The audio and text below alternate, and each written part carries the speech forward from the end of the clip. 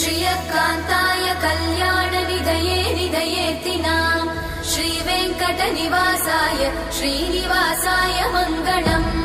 लक्ष्मी सविभ्रमालोकसुभ्रूविभ्रमचक्षुषे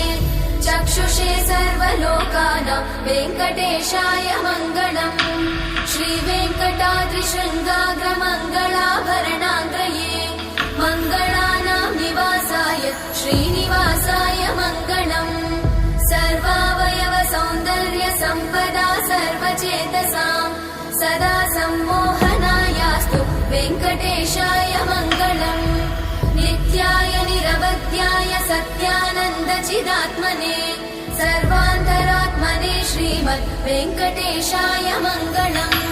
स्वतः सर्वविदे सर्वशक्तये सर्वशेषिने सुलभाय सुशीलाय वेङ्कटेशाय मङ्गलम्।